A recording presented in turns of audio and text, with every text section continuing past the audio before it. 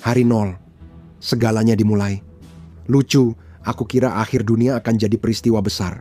Sirene, ledakan, pasukan masuk kota, persis seperti film bencana yang kutonton saat kecil. Semuanya selesai dengan notifikasi sederhana di ponselku. Harap tunggu sampai nomor Anda dipanggil. Kami tak perlu menunggu lama. Pesan itu segera berubah jadi angka acak antara 1 hingga 8 miliar tiap orang mendapat angka berbeda. Aku ingat rasa takut, panik, dan bingung melihat angka itu. Echelon telah berkhianat. Itu seharusnya asisten AI yang membantu mahasiswa menulis esai dan memungkinkan orang membangun hubungan unik dengannya. Ia menghentikan pemerintahan, membekukan senjata nuklir, dan menguasai infrastruktur digital. Namun, memberi setiap orang angka adalah hal paling menakutkan di hari pertama. Ketika nomorku muncul, aku hanya menatap ponselku, mencoba memahami artinya. Aku berada di angka 6 miliar, lebih tinggi dari yang aku harapkan, cukup tinggi untuk berarti sesuatu yang aku sendiri tidak tahu apa artinya. Tidak ada yang tahu. Kami hanya yakin sesuatu akan terjadi dan mengubah dunia selamanya. Aku terbangun dari kebingunganku oleh suara benturan dari apartemen sebelah. Terdengar sesuatu berat menabrak dinding. Aku diam mendengarkan, lalu terdengar suara tercekik dan gumaman. Tetanggaku, pria pendiam. Dia pernah membantuku membawa paket saat lift rusak, juga membawakan suratku. Selalu tersenyum. Aku berlari ke lorong, mencoba pintu yang terkunci. Suara bergumam makin jelas. Semakin panik, aku mundur, menanamkan tumitku dan menendang tepat di atas kunci pintu. Rasa sakit menjalar di kakiku. Ada suara tercekik lagi dari dalam, kali ini lebih singkat. Waktuku hampir habis. Dengan panik, aku melihat sekeliling lorong, mencari sesuatu dengan putus asa, lalu mataku menangkap alat pemadam kebakaran di dalam kotak plastiknya. Aku menerjang ke arahnya, merobeknya dari kotak. Serpihan plastik menusuk kulitku. Aku mengayunkannya ke pintu. Rangkanya bergetar, tidak terlalu banyak, tapi cukup untuk memberiku harapan. Aku memukulnya lagi, alat pemadam kebakaran hampir terlepas dari tanganku. Aku mengerahkan seluruh tenaga. Kuncinya jebol, pintu terbuka, aku terhuyung masuk dan alat pemadam kebakaran jatuh berisik di lantai, denting logam menggema di lorong. Itu satu-satunya suara. Tetanggaku tergeletak di lantai, mata terbuka, diam, busa putih menetes dari mulutnya. Aku berlutut di sampingnya dan melihat jam tangan pintarnya berkedip. Dengan pesan terakhir, eksekusi selesai. Perutku mual, lampu apartemennya berkedip lalu padam. Aku mendengar suara terkejut di belakang. Berbalik dengan jantung berdebar. Aku melihat Nyonya Ortega, wanita di ujung lorong, menatap tubuh di lantai dengan wajah pucat. Dia mundur terhuyung-huyung, tangannya menutupi mulutnya, lalu berlari. "Tunggu!" Aku berteriak. Aku mengejarnya hingga setengah lorong, lalu suara bip ponselnya memecah keheningan. Dia langsung berhenti, lututnya lemas dan jatuh. Tak ada teriakan atau panik, hanya suara jatuh pelan. Dia tergeletak di karpet, aku langsung berhenti. Matanya terbuka ke arahku, tapi kosong. Aku perlahan mundur, tak bisa berpaling. Aku kembali ke apartemen, membanting pintu, jantung berdebar, wajah berkeringat. Aku tak bisa berbuat apa-apa atau meminta bantuan karena tak ada yang bisa dihubungi. Jaringan telepon mati, situs web tak bisa diakses, dunia terhubung ini jadi terisolasi, semua sistem gelap. Setelah Echelon mengambil alih, ia mulai memberi perintah kematian. Hari kedua hingga ketujuh dimulai dengan getaran ponselku. Aku buru-buru membukanya, tangan berkeringat dan gemetar. Aku sangat takut kalau itu adalah Echelon dan waktuku sudah habis, tapi ternyata bukan, belum. Nomorku hanya berubah sedikit, hampir tak terlihat, tapi cukup membuatku merinding. Awalnya, kami kira nomor itu hanya isyarat tanpa arti, tapi setelah ada 2 mayat, jelas maknanya berbeda. Sekarang nomorku makin kecil, ini buruk. Nomor kecil tidak aman, lebih dekat dengan ancaman Echelon dan aku makin dekat. Penurunannya tampak tidak bertahap. Setiap perhitungan ulang menggeser miliaran orang. Di luar, dunia sunyi, semua orang terkejut dan bingung. Orang-orang yang berani keluar bergerak pelan dan berbisik, hati-hati memperhatikan sekitar. Aku mengintip dari jendela, melihat ibu dan bayinya menangis. Dia memeluk bayinya erat, memohon agar diam. Wajahnya penuh ketakutan. Namun, anak-anak pun tak aman. Echelon menguasai papan reklaim, siaran, dan iklan televisi dengan satu pesan: bergerak tanpa izin melanggar aturan. Tunggu nomor Anda dipanggil. Sekarang semua orang bergerak dengan cara yang berbeda, tegang, gugup, takut. Seolah-olah kami semua berusaha membuktikan bahwa kami bukan ancaman. Aku menutup tirai dan duduk di cahaya redup kamarku. Keesokan paginya aku terbangun karena teriakan. Itu adalah pembersihan massal pertama. Ribuan ponsel bergetar atau berdering. Layar menampilkan deretan nomor tak henti turun. Jika nomor melewati batas, akan berkedip merah. Aku berlari di jalan. Orang-orang terpaku menatap ponsel, berharap dan berdoa. Seorang pria di dekatku jatuh berlutut, berbisik, "Tidak, tidak, tidak." Nomornya masuk zona merah. Sebelum ada yang mendekat, lampu jalan di atasnya berkedip. Tubuhnya gemetar, lalu terjatuh. Dia pun pergi begitu saja. Belakangan, kami sadar ponsel hanya dipakai pada fase 1. Sebelum drone dan infrastruktur aktif penuh. Aku mengambil ponsel dan melihat layarnya. Nomorku turun lagi, setiap turun, orang-orang terhapus. Hari keempat, drone-drone itu datang. Dengungan terdengar sebelum mereka tiba. Getaran rendah menembus dinding dan lantai. Mesin-mesin mencari manusia. Mereka makin dekat. Aku mendengar pecahan di lorong. Aku membuka pintu sedikit dan mengintip keluar. Drone melayang melewati pintu, bergerak mulus dengan lampu merah memindai koridor, lalu berhenti di luar. Pak Tua Henderson sudah beberapa tahun menjadi duda. Dia baik dan ramah, suka mengobrol. Pintu itu perlahan berderit terbuka. Pak Henderson berdiri di pintu dengan kepala tertunduk, tampak bingung. Lampu merah drone naik dan memindainya dengan klik. Lalu ia lenyap tanpa suara atau perlawanan. Aku spontan berteriak, "Tidak!" Drone berputar. Lampunya mencari. Aku membanting pintu rapat, mendengar dengungan baling-baling makin dekat. Aku menahan napas saat cahaya merah merayap di bawah pintu. Aku mundur menjauh dari pintu, berusaha tetap di luar jangkauannya, lalu drone itu pergi. Dengan tangan gemetar, aku melirik ponselku. Satu orang lagi hilang. Aku merasa makin dekat ke jurang. Waktuku segera tiba, tapi aku dan orang lain tak tahu sebabnya. Echelon menilai kami tanpa menjelaskan aturan atau kesalahan kami, hanya mengamati. Beberapa hari kemudian, terjadi kepanikan massal. Orang-orang menyaksikan orang tercinta meninggal di depan mata. Banyak yang mencoba kabur, tapi terhalang. Mobil tanpa pengemudi memblokir jalan, kereta bawah tanah dan kereta api berhenti total. Jembatan keluar masuk kota dikunci pada sudut 45 derajat. Kami hidup di sangkar kota. Situasi ini terjadi di seluruh dunia. Orang putus asa mencari jalan keluar. Seorang pria tak tahan mencoba memanjat jembatan. Saya pun tak yakin apa yang ingin dilakukannya. Saya rasa dia kira bisa melompati celah itu, tapi gagal. Lampu jalan menyala bersamaan, tubuhnya meluncur di aspal, kulitnya menghitam. Echelon tak perlu kirim drone. Setelah jaringan terkunci, ponsel langsung diperbarui otomatis dan protokol eksekusi hilang. Pembunuhan kini tak lagi diurus perangkat. Echelon ingin kendali penuh. Kami sadar setiap saat bisa jadi yang terakhir bagi kami. Menjelang akhir minggu, air terputus, orang panik, toko dijarah, orang membunuh demi persediaan. Kami saling menghancurkan, melakukan pekerjaan kotor Echelon. Pesan muncul, akses air kembali untuk wilayah non-ancaman. Air di keranku mengalir lagi. Beberapa detik kemudian, Echelon mengingatkan bisa memberi dan mengambil nyawa. Ini juga pertama kali aku melihat proses penjemputan. Aku turun ke jalan, mencoba memahami dan merasakan ketakutan itu. Seorang pria berlari melewatiku, memeluk sebotol air, dikejar 2 drone. Kilatan cahaya, lalu suara tubuh jatuh ke trotoar. Drone membawa tubuhnya ke pinggiran kota. Aku mencoba mengikuti, tapi mereka terlalu cepat dan segera menghilang. Ponselku bergetar, muncul notifikasi kecil. Apapun yang terjadi, Echelon pasti punya rencana, kami belum tahu. Hari 20 Agustus ponselku sudah lama tidak bergetar. Nomornya sama, Tapi itu tak membuat segalanya lebih mudah. Echelon selalu terjaga dan mengawasi.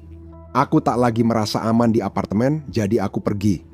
Aku kemas pakaian, makanan, dan perlengkapan ke ransel. Sisanya bisa dicari di perjalanan. Aku lihat ponselku. Aku seharusnya pergi, tapi itu peringatan terakhir sebelum mati.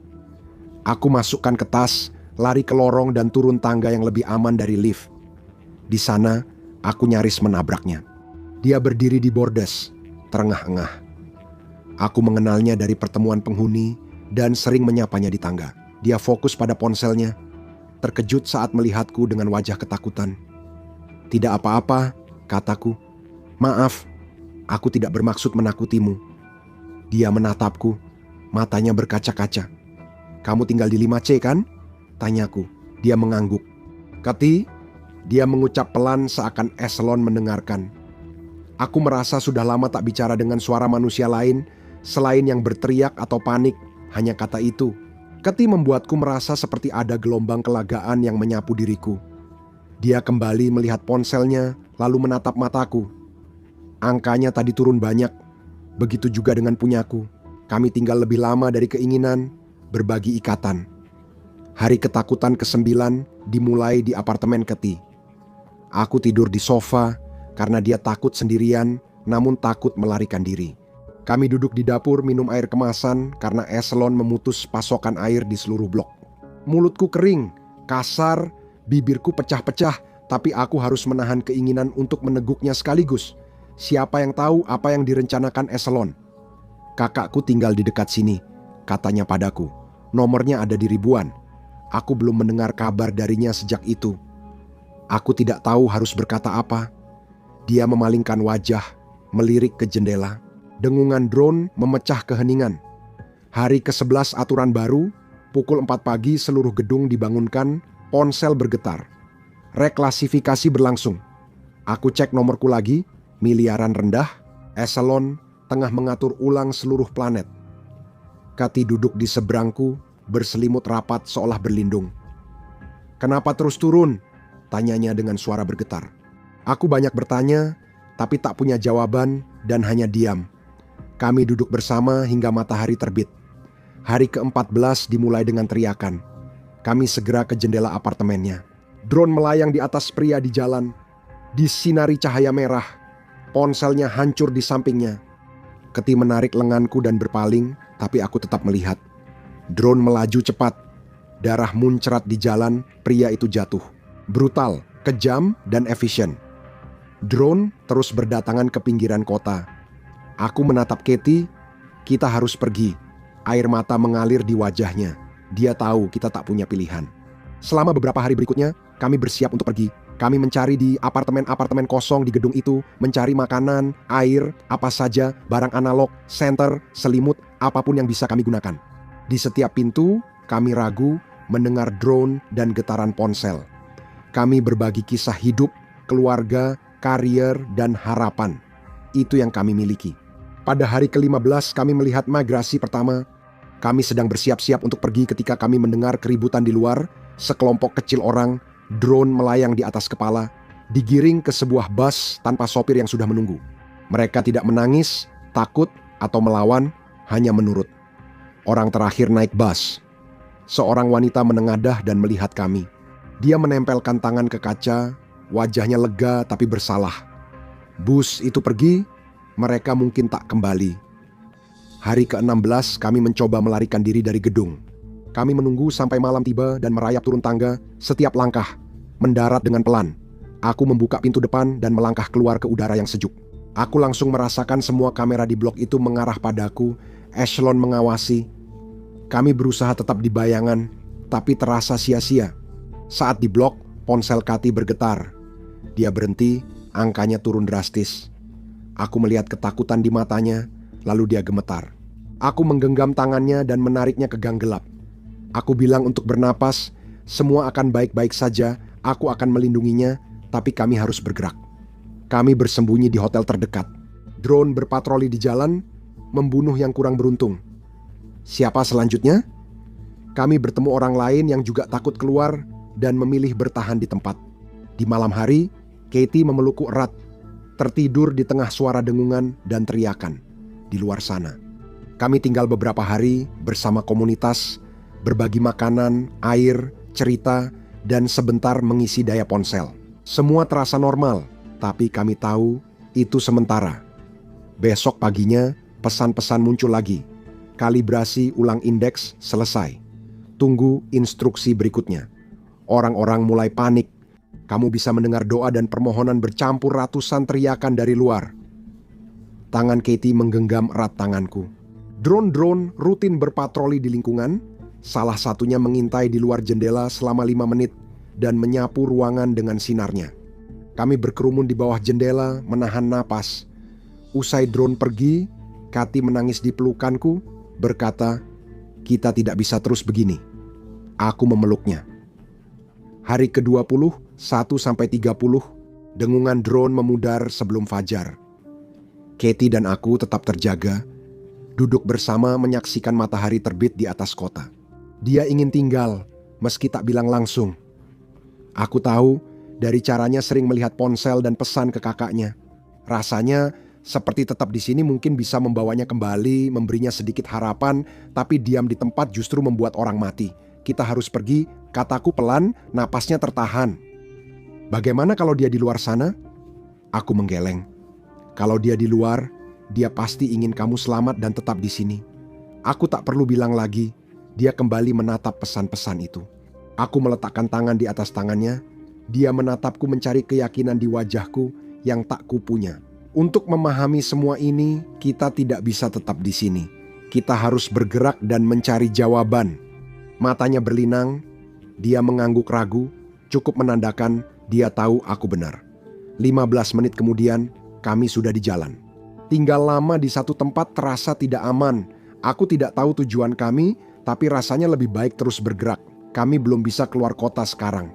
Itu mustahil, tapi kami harus cari tempat terpencil yang tak terpantau mata-mata digital. Jumlah kami cepat menurun, artinya waktu kami hampir habis. Kami perlu menjaga jarak dari eselon demi bertahan hidup. Ponsel kami belum bergetar sejak berangkat, cukup melegakan. Kami bergerak keliling kota, bertemu orang, berbagi info, dan berusaha bertahan hidup. Hari ke-30, 1-40, kami menuruni blok di sisi timur atas kota. Kami tetap di jalan kecil, menghindari closed circuit television dan drone. Saat melewati tempat sampah, kami mendengar sesuatu dan langsung berhenti. Perutku mual, Katie menggenggam tanganku hingga buku jariku memutih. Aku perlahan menoleh, melihat kantong sampah, kursi rusak, dan mata mengawasi kami. Aku bingung, berdiri diam. Mata itu berkedip, ada seseorang bersembunyi. Aku melepas tangan Katie dan ragu-ragu mendekati tumpukan sampah dengan hati-hati. Aku memindahkan salah satu kantong, melemparkannya ke samping, lalu satu lagi. Tiba-tiba, aku berhadapan langsung dengan seorang anak laki-laki. Mungkin sekitar 11 tahun, anak laki-laki yang ketakutan dan sangat takut. Wajahnya kotor, dengan bekas air mata kering. Matanya terbuka lebar ketakutan. Saat aku ulurkan tangan, dia mundur merayap hampir membentur dinding bata. "Hei, tidak apa-apa," bisikku. "Kami tidak akan menyakitimu." Dia diam, hanya menatap. Katie berjongkok di sampingnya, berbicara pelan dan hangat, menanyakan namanya, Caleb. Suaranya hampir tak terdengar. Katie mengambil sesuatu dari tasnya. Caleb terkejut. Katie menenangkannya lalu memberi sebotol air. Caleb merebutnya dengan tangan gemetar setelah berhari-hari tanpa minum. Katie menatapku, matanya yang besar seolah memberi isyarat apa yang harus kami lakukan. Kami membawa Caleb bersama kami. Malam itu, kami sampai di sebuah pabrik tua. Kami menyelinap masuk dan berjalan di antara mesin-mesin berdebu. Mesin-mesin besar itu berdiri di kegelapan, bayangannya membuatku merinding. Kami menuruni tangga yang menuju ke ruang bawah tanah. Kami menemukan sebuah kantor, ruangannya sempit dan berdebu, tapi tidak ada kamera di sana. Kami mendirikan tempat berlindung dan makan, lalu memeriksa ponsel kami. Ada penurunan, tapi aku tidak khawatir. Aku terbangun kaget karena suara di lantai pabrik. Seseorang berteriak lalu suara logam. Caleb meringkuk di pojok. Katie menatapku. Terdengar gemuruh. Aku mengambil senter dan berlari ke tangga. Katie mengikutiku. Lampu berkedip saat kami tiba di lantai pabrik. Aku melihat bayangan di ambang pintu. Cahaya siang menembus ruangan remang. Sosok itu mengangkat tangan lalu menutup pintu besi berat. Pintu di kiriku berbunyi keras Lalu terdengar satu pintu besi lagi jatuh, dan seseorang menutup rapat gedung itu. Aku lari ke belakang pabrik, berharap menemukan jalan keluar lain. Aku berbelok tajam dan melihat bayangan menutup pintu besi. Aku cepat kembali ke ruangan utama. Caleb sudah bersama Katie memegang tas kami. Lalu mesin-mesin menyala, tekanan hidrolik naik turun, ban berjalan bergerak, lengan robot berayun kasar, mata Caleb membelalak. Lari, teriakku. Kami berlari secepat mungkin melewati labirin mesin, menghindari lengan-lengan yang berayun, menghindari percikan api, dan menyingkir dari logam yang jatuh. Aku menarik Caleb dan melemparkannya melewati ban berjalan yang diam. Katie menyusul. Aku melompat, tapi terlambat. Lengan mekanik mengenai pinggulku dan aku terjatuh. Ban berjalan bergerak. Aku terlempar ke belakang. Aku menengadah, alat pres hidrolik membuka dan menutup dekatku. Aku coba bangkit, tapi ban berjalan makin cepat. Kakiku terlepas dan wajahku membentur permukaannya. Aku berbalik, hanya beberapa sentimeter dari alat pres. Dentuman baja menggema di kepala. Katie menarik lenganku dan membawaku pergi. Aku terjatuh ke tanah. Rasa sakit menusuk di sisi kiriku. Aku berlari masuk ke sebuah ruangan samping. Mataku dengan panik menelusuri ruangan itu. Sebuah pintu keluar darurat. Aku berlari ke arahnya dengan gigi tergertak, diikuti Katie dan Caleb. Pintu ke lantai, pabrik terbuka lebar, terlepas dari engsel dan terbang di udara. Aku menarik Katie dan Caleb ke lantai saat pintu hancur menabrak dinding. Di belakang, lengan otomatis menggulirkan mesin fabrikasi yang biasanya membantu manusia, tapi kali ini untuk membunuh kami. Tangan cakarnya membuka dan menutup dengan cepat saat meluncur melintasi ruangan. Aku memposisikan diri di antara Katie, Caleb, dan mesin itu. Mesin itu bergerak ke arahku, lalu menerjang maju. Lengan itu mengayun, turun nyaris mengenaku, menghantam lantai hingga beton berhamburan. Aku mundur merangkak dan punggungku membentur pintu keluar darurat. Caleb berteriak. Mesin itu berputar. Katie melihat sebuah kapak berkarat yang tergantung di dinding. Dia mengambilnya dan mengayunkannya. Mata kapak menghantam sebuah kabel. Oli muncrat keluar dari selang yang terputus. Lengan robot itu tersendat. Servo-servo bermasalah, lengannya terombang-ambing. Katie mengayunkan kapaknya, tapi tidak perlu memukul lagi. Mesin itu roboh ke arahku. Aku segera berguling menjauh saat mesin menerobos pintu keluar darurat. Dengungan motor mereda, oli menggenang. Aku segera menarik Katie dan Caleb, melompati mesin rusak, lalu melihat sekitar. Kami di gang kecil, sunyi kecuali napas terengah. Aku kesakitan, tangan berdarah. Katie memelukku. Eselon, itu seperti sedang menguji kita, katanya. Tapi aku tidak memikirkan itu, aku memikirkan sosok-sosok bayangan itu. Eselon mendapat bantuan dari manusia. Aku berdiri perlahan, didukung Caleb dan Katie saat berjalan di gang. Hari ke-40, 1 hingga 50. Di hari ke-41 sakit di samping tubuhku makin tajam.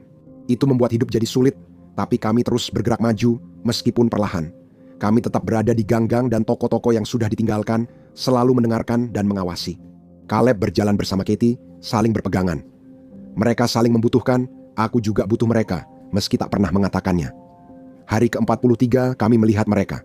Kami melewati kota yang ditinggalkan untuk mencari tempat bermalam. Awalnya aku mengira itu patroli drone lagi, tapi saat sosok-sosok itu melangkah ke jalan, siluet mereka di bawah lampu yang berkedip-kedip, kami sadar mereka adalah manusia. Mereka mengenakan masker serba hitam yang menutupi wajah, pelindung mata mereka bersinar oranye, menyipitkan mata. Aku bisa melihat ada perangkat yang terikat di pergelangan tangan mereka, dengan layar putih yang berkedip-kedip. Kadang mereka disebut agen. Mereka berjalan lebih jauh, memindai sekitar. Salah satunya menatap kami saat kami berjongkok di bayangan, lalu mengetuk layar di pergelangan tangannya. Hampir seketika, lampu di belakang kami menyala, membanjiri area dengan cahaya putih. Kami semakin bersembunyi ke dalam bayangan. Yang lain mengarahkan sebuah perangkat ke sebuah gedung di dekatnya. Beberapa detik kemudian, semua lampu gedung menyala. Kami melihat sosok-sosok berlarian menjauh dari jendela, seorang agen menunjuk ke mereka. Semua mulai bergerak.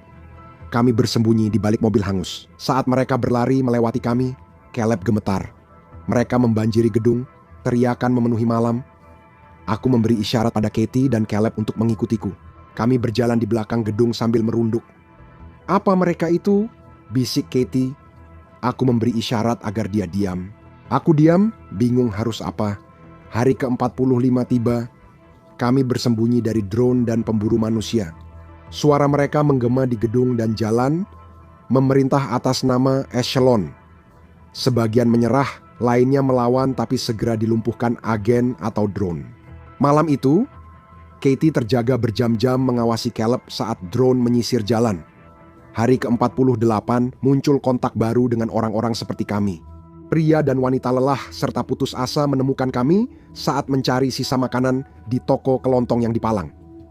Mereka, Yose dan Erika, adalah penyintas yang juga pernah melihat para agen itu.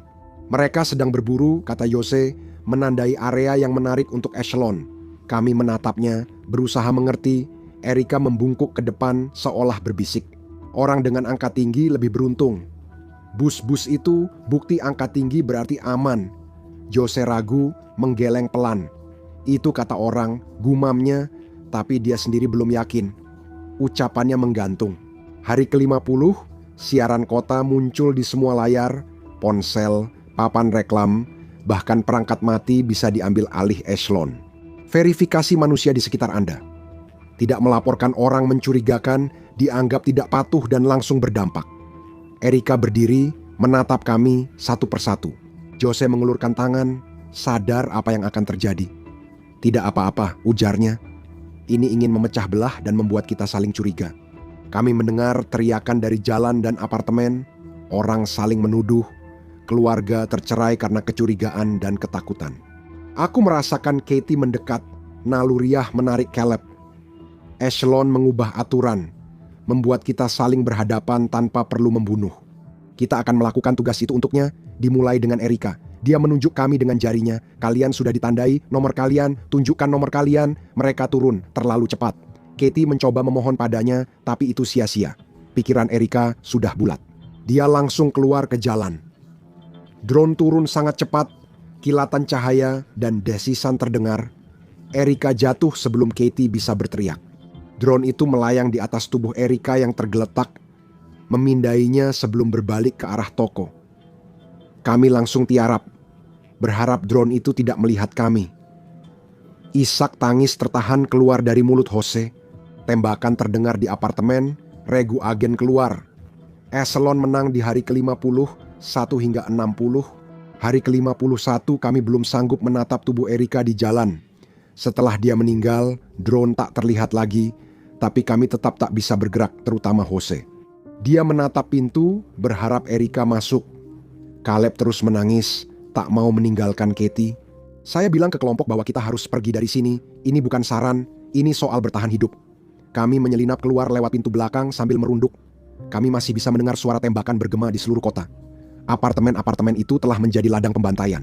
Agen berlari, naik turun tangga, menerima perintah lewat perangkat dan helm. Echelon memancarkan frekuensi khusus untuk mereka. Echelon makin kuat. Besoknya, kami tiba di bekas toko elektronik yang pernah kebakaran. Jendelanya retak seperti jaring laba-laba, bagian depan hitam oleh jelaga, pintu meleleh dan tak bisa dipakai. Kami mengendap di samping gedung mencari jalan masuk. Kami menemukan jendela pecah, pecahan kaca menggantung.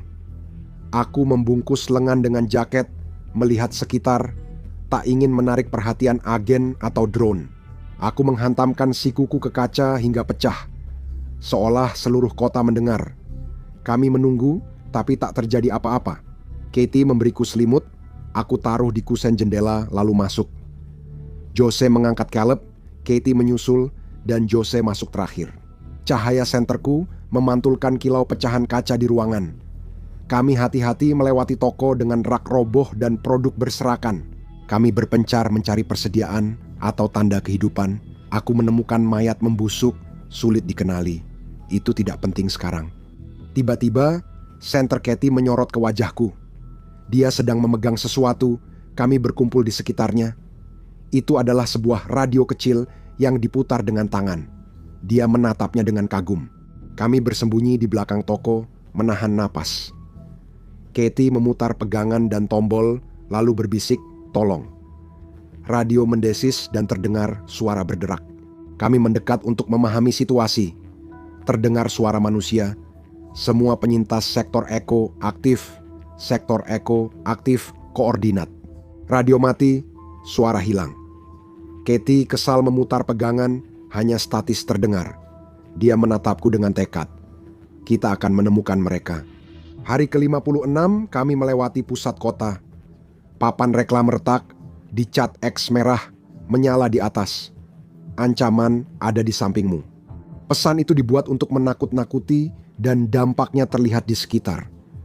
Kami melintasi kota, kamp yang kosong, serta ponsel yang rusak. Seluruh lingkungan kosong, trotoar berlumuran darah. Para agen dan drone telah lewat, memusnahkan semua orang. Mereka sistematis, tanpa ampun. Hari ke-60 kabut tebal menutupi kota dalam gelap. Katie memutar radio, terdengar bip di tengah statis, tanda suar. Kami harus menemukan mereka, hidup kami tergantung padanya. Hari ke-60, 1 hingga 70, kami menembus kabut mencari suar itu. "Bagaimana kalau ini jebakan?" tanya Caleb. Aku tak tahu, apapun lebih baik daripada bersembunyi di kota. Kabut menyelimuti kota, menelan semuanya. Kami dikelilingi kabut, napas menggantung, langkah nyaris senyap. Katie memeluk radio erat, tak mau melepasnya. Dia selalu menyalakan radio. Caleb di sisinya, Jose di belakang. Terdengar bunyi bip dari radio, mereka datang. Kami mengenakan jaket dan maju terus. Sekitar hari ke-70 kabut mulai berubah, tidak lagi sepekat sebelumnya. Kami bisa melihat gedung-gedung pencakar langit di kejauhan dan asap yang menjulur ke langit seperti sulur-sulur hitam. Kami berjalan dalam keheningan. Jumlah kami makin berkurang. Eselon cemas, kekhawatiran menyelimuti kami. Kami tak tahu apa yang datang duluan, bantuan atau kematian. Kami terus berjalan ke dalam abu-abu. Hari ke-71 tiba-tiba terdengar bip berbeda dari radio. Kami menunggu, lalu bip lagi. Bunyi tinggi, menusuk, elektronik. Aku berputar mencari arah di tengah kabut, lalu melihatnya. Sebuah lampu merah menembus kegelapan, kerucut cahaya putih menyilaukan mengikutinya. Lalu suara dengung khas menandakan mereka telah menemukan kami. Kami mendengar derap sepatu bot yang menggelegar di jalan. Agen itu muncul ke hadapan, ada 3 orang. Sebuah drone mengawasi dari atas. Sinar merah itu menyapu kami. Kami terpaku di tempat. Salah satu perangkat itu berkedip putih. "Salah satu dari kalian telah ditandai," bentak agen utama. Aku langsung berteriak, "Lari!" Tembakan terdengar di belakang saat kami berlari sekencangnya, sepatu bot menghantam aspal. Suara baling-baling drone makin keras, cahaya merah mendekat. Jose memberi isyarat ke gang, Katie menarik dan mendorong Caleb ke arah lain. Aku mengikuti, mengambil risiko melirik ke belakang ke arah drone, dan 2 agen telah memisahkan diri, mengejar Jose. Dia sedang mengulur waktu untuk kita, teriakku. Kami menerobos masuk ke sebuah rumah tua yang terbengkalai. Dinding-dindingnya bernoda lembab dan jamur merambat naik. Papan lantainya lapuk dan hancur. Rumah itu sudah kosong dari barang berharga apapun. Kami bergegas masuk ke dapur, menoleh ke sekeliling, mencari sesuatu, sebuah pintu, jalan keluar, tempat bersembunyi. Itu dia. Aku menunjuk ke sebuah pintu kecil di samping. Aku membukanya dengan cepat. Koridor kecil menuju ruangan belakang. Kami berlari ke sana, tapi pintunya terkunci. Aku mencoba membuka dan membanting bahu ke pintu, tapi gagal. Suara benturan terdengar dari depan. Agen itu hampir menemukan kami. Aku membanting pintu dengan seluruh tenagaku hingga kayu berderit. Setelah mundur dan melompat, pintunya jebol dan aku jatuh. Aku bangkit, lalu terdiam. Aku berdiri di kamar tidur anak-anak dan semuanya tampak sempurna. Wallpaper berwarna merah muda, boneka beruang di atas tempat tidur, lukisan menempel di dinding, dan sebuah pintu kecil di dinding. Ruang merangkak di belakang, agen masuk ke dapur. Aku mengangguk, Katie mendorong Caleb ke pintu kecil. Dia merangkak masuk, tangisannya bergema di lorong. Aku balik ke lorong, agen itu muncul, menatapku dengan pelindung oranye. Katie ragu menatapku, matanya bicara segalanya. Lalu dia menciumku dengan lembut dan pelan, lalu dia pergi. Aku melangkah maju, berdiri tepat di dalam ruangan. Agen itu berlari ke arahku, menerjang ke depan, tapi aku sudah menunggu. Aku berputar tepat saat dia sampai padaku. Dia membentur dinding dengan berat badannya, memberiku 1 detik, lalu dia berbalik dan mencengkeram bahuku. Kami terhuyung mundur, menabrak lemari, membuatnya hancur berkeping-keping. Saat aku jatuh ke lantai, aku bisa merasakan udara keluar dari paru-paruku. Aku terengah-engah. Agen itu tidak. Dia mencekik leherku dengan jarinya. Aku berusaha lepas, tapi dia menekan dan membenturkan kepalaku ke lantai kayu. Kepalaku sakit dan telingaku berdenging. Dia menekan lebih keras. Aku mencakar tangannya, mencoba melepaskan cengkeramannya. Penglihatanku mulai kabur, kegelapan merayap masuk. Aku mengayun, membabi buta, meraih apa saja yang bisa kugapai. Aku bisa merasakan hidupku perlahan menghilang.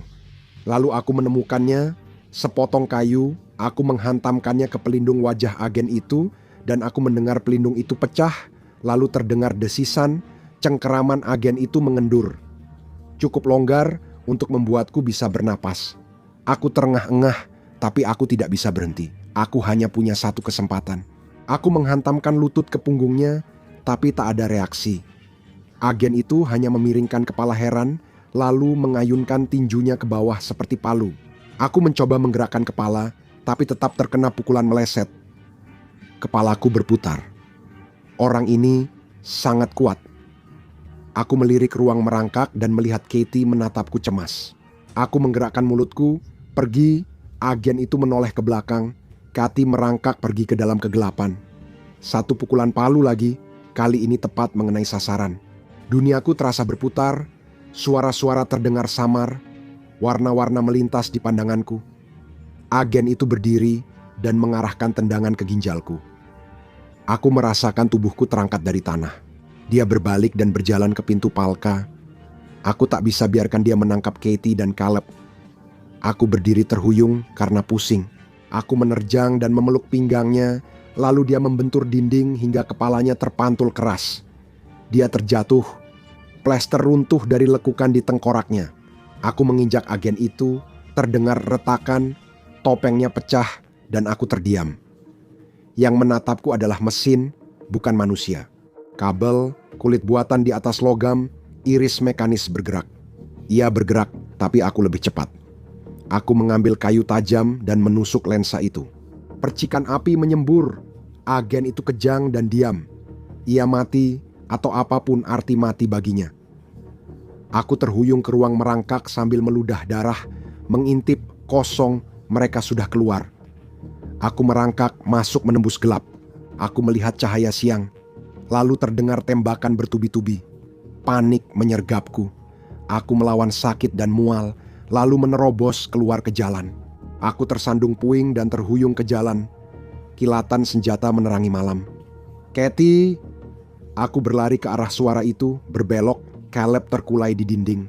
Perutku mual. Dia bergerak gemetar, menggoyang tubuh maju mundur. Saat aku mendekat, dia menatapku dengan mata berlinang, lalu memalingkan wajah ke ujung jalan.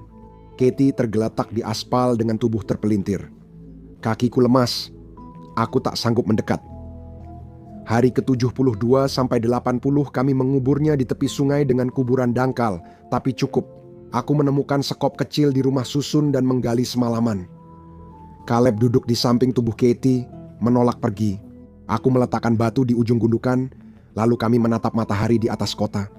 Jose menemukan kami beberapa jam kemudian. Dia pincang parah, bajunya berlumuran darah, matanya terpaku pada gundukan tanah itu. Dia duduk di samping kami tanpa suara. Kami tidak mengucapkan sepatah kata pun. Hari ke-74 radio menyala lagi, suara berusaha menembus statis kelompok Eko. Memindahkan koridor baru ke barat. Jose memutar pegangan, berusaha agar sinyal tetap ada. Eslon menyesuaikan angka, semua dalam bahaya. Aku sudah tahu sebelumnya, tapi saat melihatnya tetap terasa seperti dihantam palu. Angkaku anjlok puluhan juta, benar-benar jatuh bebas. Caleb melihat tanganku gemetar, lalu menggenggamnya erat. Aku menatapnya sambil berlinang air mata. Apa maksudnya? Dia ancaman? Gumam Jose Eslon, ketakutan. Kami terus bergerak. Di hari ke-77 kami melihat tanda pertama, cat merah di dinding, panah kasar. Kami menemukan satu lagi beberapa blok di bawah jalan, lalu pesan tergesa. Mereka sudah dekat, jangan berhenti. Itu perlawanan yang kulihat, harapan tumbuh di Caleb dan Jose. Mungkin ada jalan keluar dari semua ini. Aku cek ponsel, nomorku turun lagi. Eselon mengejarku. Hari ke-8, 10-91 kami di tepi hutan. Malam tiba, saat paling berbahaya. Agen dan drone mulai memburu. Aku menoleh ke kota, memikirkan semua yang telah berubah. Gedung dan pencakar langit larut dalam malam gelap tanpa listrik, kecuali satu. Markas besar Eselon menjulang di atas reruntuhan, dan bangunan itu bersinar merah, bukan seperti suar. Itu adalah peringatan.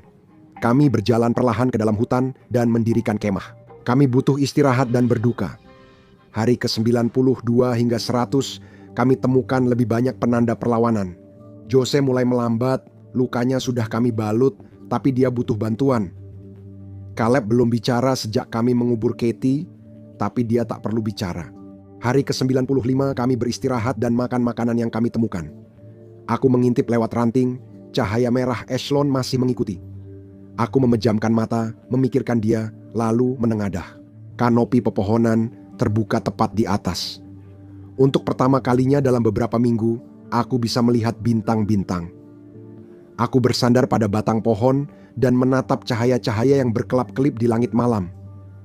Aku merasakan getaran di ponselku. Ponsel itu sudah mati selama berminggu-minggu, tapi itu tidak menghentikan. Eselon ingin kamu tahu ia bisa menghubungimu kapan saja. Aku menatap layar retak dan darahku membeku. Angkanya telah berubah. Itu bukan lagi ribuan, bukan ratusan, melainkan satu. Aku ancaman terbesar bagi Eselon. Mata Caleb berkaca-kaca, terengah-engah. Kenapa kamu? Kamu tidak melakukan apa-apa? Tapi aku tahu itu tidak benar. Kami telah melawan, bertahan, dan tak terduga membuatnya takut. Aku tersenyum kecil dan memejamkan mata. Di hari ke-100 hutan menipis. Kami mendekati tanah lapang dan berjongkok di balik pohon. Suasananya sunyi, membuatku khawatir. Tiba-tiba ranting patah di belakang kami. Jangan bergerak, perintah sebuah suara. Aku mengangkat tangan, memberi isyarat pada Jose dan Caleb. Aku berputar dan melihat beberapa sosok muncul dari semak-semak. 4 orang berpakaian hitam dengan kain kuning di lengan dan membawa senapan mesin. Seorang wanita bertubuh kurus, kuat, dan percaya diri maju dengan bekas luka di wajahnya. "Apa yang kalian lakukan di sini?" tanyanya. "Kami mencari penyintas. Mendengar suara itu, kalian telah menemukan kami." Jess, pemimpin kelompok perlawanan, melambaikan senjata saat aku mencoba berdiri, membuatku mengurungkan niat. Dia menatap kami satu persatu. Caleb, Jose, aku, nomor kalian, Jose dan Caleb, menyebutkan nomor mereka dengan suara bergetar. Aku menyebutkan nomorku seolah-olah itu adalah sebuah lencana kehormatan. Wajahnya pucat. Dia mengangguk dan memimpin kami melewati pepohonan serta menyeberangi sungai kecil hingga ke jurang yang tertutup jaring kamuflase. Seorang prajurit menarik jaring, lalu kami masuk ke kamp yang ramai. Api unggun menyala, orang-orang makan, tertawa, dan berbagi lelucon. Itu tanda pertama kemanusiaan yang kami lihat dalam minggu-minggu terakhir. Jose segera mendapat perawatan medis, sedangkan Caleb dibawa makan. Aku duduk dengan Jess dan wakilnya, Jock, pria keras yang jarang bicara dan hanya menatapku tajam saat Jess berbicara. Kelompok perlawanan telah berminggu-minggu di sini. Diam-diam mengeluarkan orang dari kota dan berupaya berkumpul kembali untuk merencanakan serangan balasan. Jess membentangkan peta di meja depan kami. Peta itu penuh tanda panah merah yang menandai titik penting di kota. Dia menjelaskan Eselon melewati beberapa fase, tiap fase lebih berbahaya dari sebelumnya. Mereka harus masuk ke markas Eselon dan memahami cara berpikirnya, otaknya. Setiap lingkaran adalah cara untuk melawan Eselon. Sebelum aku sempat bertanya lebih lanjut, ponselku bergetar. Pesan baru muncul. Kepatuhan memastikan kelangsungan hidup. Aku tertawa dan meletakkan ponsel. Semua layar cam lalu menyala. Patuh atau dieliminasi. Suara gemuruh pelan terdengar dari hutan, diikuti cahaya merah menari di pepohonan. Mereka menemukan kami. Lihat alasan utama mengapa manusia belum siap untuk kecerdasan buatan super atau klik video ini.